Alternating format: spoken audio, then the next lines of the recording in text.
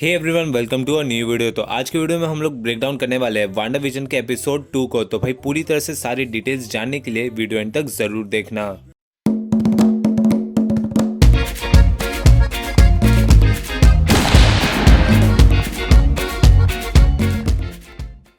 पहले एपिसोड के कुछ डिटेल्स बाकी रह गए थे जो कि मैंने अपने पिछले वीडियो के ब्रेकडाउन में नहीं बताया था, तो मैं इस वीडियो में पहले कवर कर लेते हैं उस डिटेल को।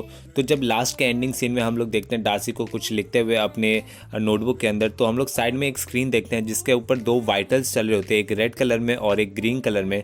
तो रेड कलर का मोस्टली वांडा का वाइटल हो सकता है और साथ ही साथ जो ग्रीन कलर का है वो विजन का वाइटल हो सकता है। तो चलो अब ब्रेकडाउन कर लेते हैं एपिसोड 2 को। इस एपिसोड का जो इंट्रो है वो इंस्पायर्ड है बी विच्ड से, और साथ ही साथ इस इंट्रो के अंदर भी बहुत सारे ईस्टर एग्स हैं जो कि मैं अभी तुम लोग को बताने वाला हूँ। जब इंट्रो में शॉपिंग सेंटर वाला सीन आता है तो वहाँ पर पीछे कुछ पोस्टर बने रहते हैं, जहाँ पर एक पोस्टर में लिखा रहता है आंटी A/S, जो कि रेफरेंस हो सकता है आंटी एग्नेस को, जो कि हम लोग आगे के एपिसोड में देखेंगे एग्नेस को आंटी बनते हुए। Auntie Agnes is here and I've got a couple of tricks up my sleeve. और साथ ही साथ अगर तुम लोग नोटिस करो वांडा के सर के पीछे कुछ एक और पोस्टर है जिसके ऊपर लिखा हुआ है वंडर ओट्स करके, जो कि रेफरेंस हो सकता है वंडर मैन से, जो कि रूम किया जा रहा है कि वो हम लोग को वांडा विजन के अंदर दिखेगा। और साथ ही साथ उसका स्टैचू या तुम टॉय जैसा कह सकते हो आगे फर्दर इंट्रो में हम लोग को देखने को मिलता है, जो कि क्लियरली वंडर मैन से जैसे देख सकता है। और साथ ही साथ एक इंटरव्यू में जो वांडा विजन की राइटर है उनके जो रूम है उस पर एक वंडर बॉय का पोस्टर भी देख सकता है हम लोग को पीछे देखा हुआ, जैसे कि तुम लोग यहाँ देख रहे हो। तो शायद हम लोग को फ्यूचर एपिसोड में वंडर मैन भी देखने को मिल सकता है इस सीरीज के अंदर। फिर हम लोग देखते हैं विजन को कुछ दीवारों से पास होते हुए, और यहाँ पर साथ ही साथ दीवार से एक बार पास हो रहा होता है तो हम लोग यहाँ नोटिस करते हैं एक हेलमेट को, एक स्पाइडर वेब को और कुछ बोन्स को। तो यहाँ पर जैसे कि हम लोग को पता है कि वांडा विजन डायरेक्टली स्पाइडरमैन 3 से जुड़ने वाली है, तो ये उसका रेफरेंस हो सकता है। और साथ ही साथ जो यहाँ पर हेलमेट है वो और किसी का नहीं बल्कि ग्रिम रीपर का है, जो कि वन ऑफ द विलन्स है वांडा और विजन का कॉमिक्स में से, और साथ ही साथ उसका भाई और कोई नहीं बल्कि वंडर मैन ही है। ग्रिम रीपर भी शायद हम लोग को फ्यूचर एपिसोड में देखने को मिल सकता है। फिर अगर तुम लोग इस शॉट में देखो तो जब वांडा किचन से बाहर आ रही होती है तो साइड के वॉल में अगर तुम लोग नोटिस करो तो हम लोग हाइड्रा का सोकोविया बेस देख सकते हैं, जहाँ पर वांडा को उसके पावर्स मिले थे। लिटरली यार ये बहुत ही कूल डिटेल है जो कि मार्वल ने ऐड की है। वांडा अपने हाइड्रा के टाइम को याद रख रही है, और साथ ही साथ ये भी हम लोग को कंफर्म किया गया था मार्वल के द्वारा कि हम लोग को वांडा का जो हाइड्रा के साथ जो टाइम था वो भी हम लोग को दिखाया जाएगा इस सीरीज के अंदर। फिर हम देखते हैं वांडा को एक टॉय हेलीकॉप्टर के साथ जिसके ऊपर एक स्वॉर्ड का लोगो बना हुआ होता है। तो जो लोग भी सोचें कि one of the sword helicopters है जो कि बाहर उड़ रहा होता है वांडा के रियलिटी के बाद, और वो वांडा के रियलिटी के अंदर के घुसने के बाद उसका ये हाल होता है, तो मैं तुम लोग को बता दूं भाई तुम लोग गलत हो। ये one of the sword drones है जो कि अंदर भेजा जा रहा था विजुअल के लिए कि अंदर आखिर एक्चुअली में क्या हो रहा है वांडा की रियलिटी के अंदर, उसके बारे में जानकारी इकट्ठा करने के लिए। और साथ ही साथ एक फन फैक्ट है या कोइंसिडेंस है, तो जो ये मेल वाला बंदा है वो ऑलरेडी हम लोग ने उसको लास्ट ईयर मार्वल के एजेंट्स ऑफ शील्ड के सीजन 7 में देखा था, जहाँ पर एजेंट्स ऑफ शील्ड जब टाइम में ट्रैवल करते हैं 1931 में, उसके एक बार में हम लोग ने इसको देखा। तो शायद ये उसका समथिंग रिलेटेड रेफरेंस हो सकता है या क्या है एग्जैक्टली नहीं पता।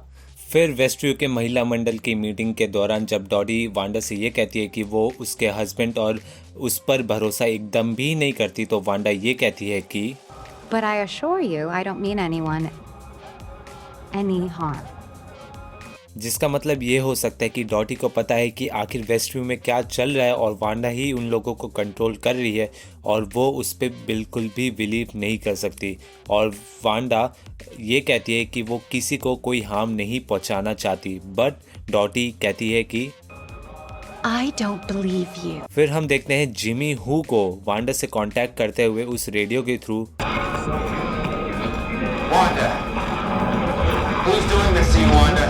जहाँ पर ये क्लियरली कह रहा है कि Wanda who is doing this to you, मतलब कि वांडा को कोई और ये काम करवा रहा है, मतलब कि क्या ये एग्नेस है, क्या ये मेफिस्टो या कोई और। और साथ ही साथ जो रेडियो पे सॉन्ग चल रहा है वो ये कह रहा है कि Who is that? जैसे कि तुम लोग सुन सकते हो कि ये कह रहा है कि हेल्प मी वांडा, मतलब कोई ना कोई तो वांडा से मदद मांग रहा है या ऐसे ही ईस्टर एग डालने के लिए कोई गाना डाल दिया हो ऐसा।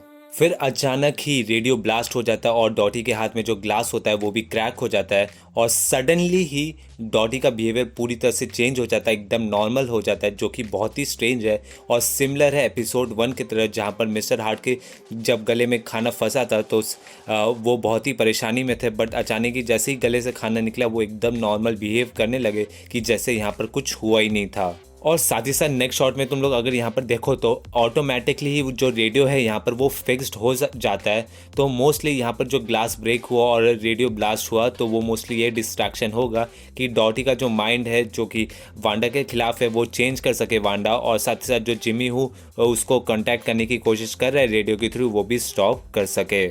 फिर हम देखते हैं कॉमर्शियल ऐड को, जो कि हम लोग ने एपिसोड 1 में भी देखा था, और इस बार एक कॉमर्शियल ऐड है स्ट्रकर वॉच के ऊपर। तो जैसे कि तुम लोग को पता होगा वांडा सबसे पहले स्ट्रकर के लिए काम करती थी, one of the hydra leaders जो कि माइंड स्टोन पे एक्सपेरिमेंट कर रहा था, जिसके वजह से वांडा को उसके पावर्स मिले थे। सो मोस्टली ये जो कॉमर्शियल एड्स दिखाया जा रहा है वांडा विजन के अंदर वो मोस्टली वांडा की जो पास्ट थी उसके बारे में बताया जा रहा है इस ऐड के थ्रू, और साथ ही साथ इस ट्रकर वॉच के ऊपर हाइड्रा का लोगो और हाइड्रा का नाम भी लिखा हुआ है। फिर हम देखते हैं वेस्ट व्यू के अंदर एक टैलेंट शो हो रहा है जहां पर विजन एक्चुअल मैजिक यूज कर रहा है मैजिक शो करने के लिए, बट वांडा नहीं चाहती कि सब लोग को डिस्क्लोज हो जाए उन लोग की असलियत। तो वो लोग वांडा अपने फिंगर्स को फ्लिप करती है और सब कुछ ऐसे प्रॉप सेटअप कर देती है कि जैसा लगे कि हाँ ये लोग प्रॉप यूज़ कर रहे हैं मैजिक शो दिखाने के लिए।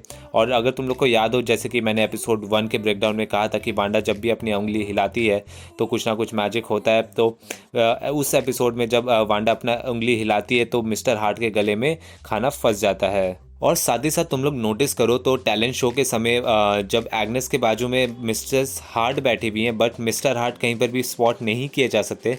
सो क्या वांडा ने मिस्टर हार्ट को मार डाला लास्ट नाइट के इवेंट के बाद?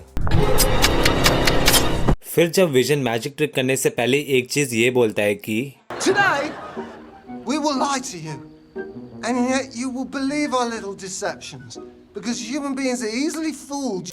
जो कि एक्चुअली में थीम है इस पूरे शो का, जहाँ पर हम लोग को ये चीज़ दिखाया जा रहा है जो कि रियल नहीं है, येट हम लोग बिलीव करने की वो रियल है और इंसान आराम से ही उल्लू बन जाता है।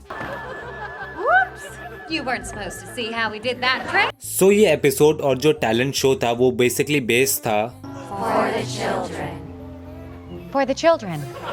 जो कि हम लोग को पूरे एपिसोड में कहीं पर भी एक भी बच्चे नहीं दिखे। और जब घर पे वांडा और विजन अपने टैलेंट शो के ट्रॉफी का जो सेलिब्रेशन कर रहे थे उसमें जब वांडा और विजन ये कहते हैं कि For the children. So Wanda अचानक ही प्रेग्नेंट हो जाती है। Oh, you gotta be shitting me. I'm like, boom, you looking for this? So basically इस एपिसोड में वांडा को बच्चों को इंट्रोड्यूस किया जा रहा है, बट बीच में ही अचानक उन लोग को इंटरप्ट कर देता है कोई नॉइस। तो वो लोग जब बाहर जाके देखते हैं कि एक्चुअली में ये नॉइस कहाँ से आई, तो वो लोग देखते हैं एक मिस्टीरियस बी कीपर को कोई मैन होल से निकलते हुए। सो जो भी ये लोग कहते हैं कि भाई ये बी कीपर है, तो उन लोग को बता दो भाई ये one of the sword agents है जो कि अंदर भेजा गया था वांडा की रियलिटी के अंदर, जो कि मोनिका रेब्यू के बारे में कुछ इंटेल कलेक्ट कर सकी, आखिर वो कहाँ है, किस कंडीशन में, ठीक सलामत है क्या नहीं। और भाई इस एजेंट का नाम एजेंट फ्रैंकलिन है। सो जैसे ही वांडा इसे देखती है तो वो नहीं चाहती कि विजन को इस फेक रियलिटी के बारे में पता चले और कोई भी उसके इस रियलिटी के अंदर दखल दे, तो वो सारे जितना भी ये टाइम होता है उसको रिवर्स कर देती है कुछ मिनट पहले, जहाँ पर वो प्रेग्नेंट होती है उसी के समय। तो वहाँ पर से ये जो एजेंट फ्रैंकलिन जहाँ से अंदर घुस रहा होता है वो सीन डायरेक्टली काट देती है, जिससे कि कोई उसे इंटरप्ट ना कर पाए। सो फिर जैसे ये सीन खत्म होता है तो वांडा डायरेक्टली 60s के रियलिटी से 70s के रियलिटी में शिफ्ट होने लगती है, जैसे कि तुम देख सकते हो ब्लैक एंड वाइट से डायरेक्टली कलर्ड में शिफ्ट हो रही है। और साथ ही साथ तुम लोग नोटिस करो तो हेक्सागोनल एंडिंग है, सेम वैसे ही जैसे एपिसोड 1 में ही देखा था। और साथ ही साथ एपिसोड्स 2 के स्टार्टिंग के इंट्रो में भी हम देख रहे थे कि स्टार्स हेक्सागोनल शेप में बने हुए थे। तो ये हेक्सागोनल शेप है क्या, इसका मतलब क्या है, इसके बारे में अभी तक कोई आइडिया नहीं है, बट फ्यूचर एपिसोड्स में मैं तुम लोग को बताऊंगा कि एक्चुअली में ये हेक्सागोनल शेप क्या है, जबकि जब बताया जाएगा और या थोड़ा बहुत हिंट्स मिलेगा हम लोग को कि है क्या ये हेक्सागोनल शेप्स। और साथ ही साथ जिनको नहीं पता कि ये वांडा विजन की सीरीज़ इंडिया में कहाँ रिलीज़ हो रही है, तो उनको बता दूं कि ये सीरीज़ इंडिया में डिज्नी प्लस हॉटस्टार पे रिलीज़ हो रही है उसके प्रीमियम प्लान पर। और मेरे पास तुम्हारे लिए एक ऑफर है, मैंने डिस्क्रिप्शन में एक लिंक दिया, अगर तुम उस लिंक से जाकर Disney plus Hotstar premium account खरीद तो भाई तो तुम्हें 1 महीना एक्स्ट्रा फ्री मिलेगा। तो जाओ इस ऑफर के मज़े उठाओ। और साथ ही साथ भाई वीडियो अच्छा लगा तो लाइक करो, दोस्तों के साथ शेयर करो, और ऐसे अमेजिंग कंटेंट फ्यूचर में एंजॉय करने के लिए भाई चैनल को सब्सक्राइब करना मत भूलना। तो मैं मिलता हूँ तुमको अगली वीडियो में। Take care, bye bye.